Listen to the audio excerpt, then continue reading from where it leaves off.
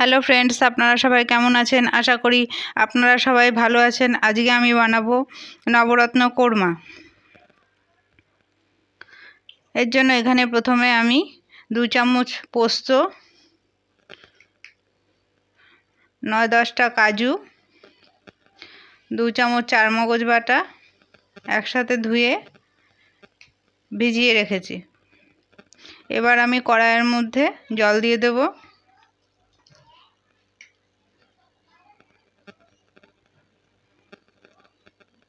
সামান্য একটু চিনি দিয়ে দেব, দিয়ে সব সবজিগুলোকে ভাপিয়ে নেব।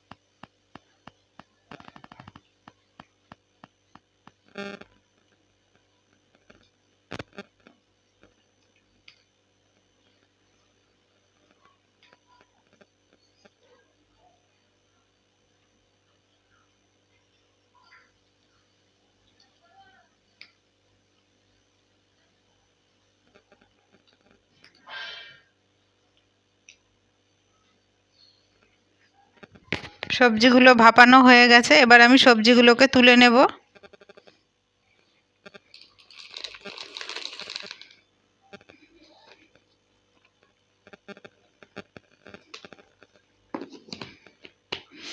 এদিকে আমি মিক্সিতে মশলা পেস্ট করে নিয়েছি।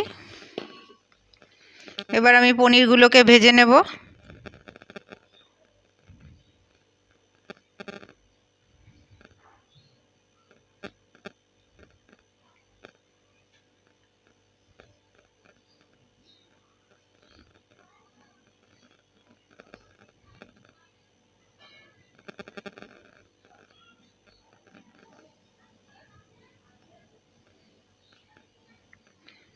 এবার এর মধ্যে ফুলকপিটাও ভেজে নেব।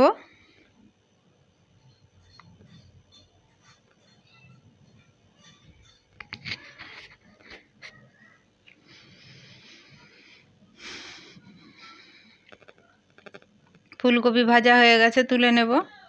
এর মধ্যে বাকি সবজিগুলোকেও ভেজে নেব। আলু, গাজর আর বিন।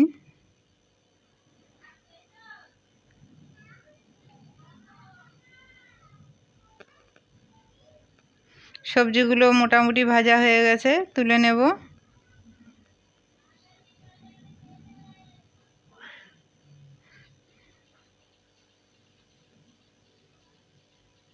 এবার আমি এর মধ্যে ফোড়নে দিয়ে দেবো তেজপাতা, এলাচ, দারচিনি, লবঙ্গ, গোলমরিচ, শুকনো লঙ্কা, গোটা জিরে। ফোড়নটা একটু নেড়ে নেব।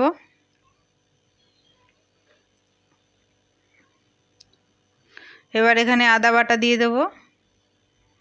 এরপর দিয়ে দেবো 1 চামচ জিরে গুঁড়ো, 1 চামচের কম ধনে গুঁড়ো।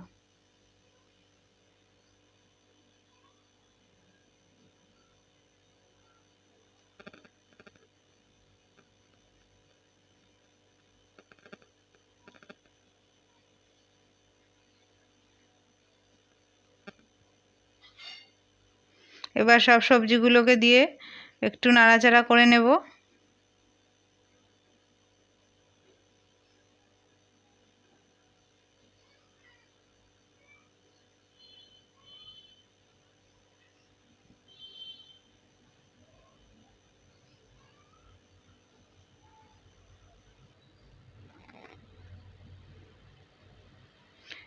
এবার আমি এর মধ্যে মশলার পেস্টটা দিয়ে দেবো। কাজু, পোস্ত, চারমগজ বাটা আর বাটি ধুয়ে আমি জল দিয়ে দেবো। সেই জলেই সম্পূর্ণ সবজিটা সিদ্ধ হবে।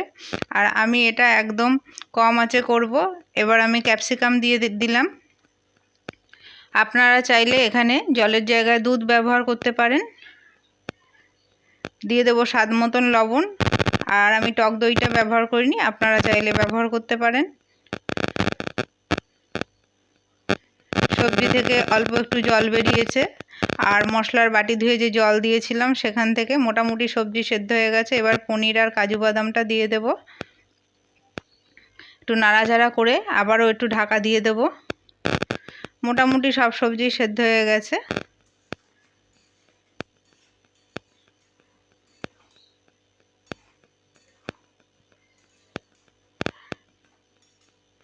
এই সবজিটা একটু মিষ্টি মিষ্টি হয় এবং এটা ফ্রাইড রাইস, লুচি, পরোটা এগুলোর সাথেই খেতে ভালো লাগে। এবার দিয়ে দেবো অল্প একটু চিনি, আর দিয়ে দেবো সামান্য একটু গরম মশলার গুঁড়ো,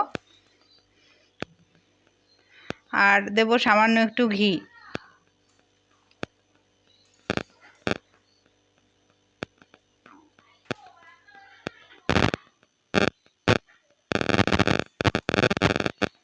ব্যাস, তাহলেই তৈরি হয়ে যাবে নবরত্ন কোরমা। আপনারা একবার বানিয়ে খেয়ে দেখবেন। ভিডিওটা ভালো লাগলে একটা লাইক করে দেবেন।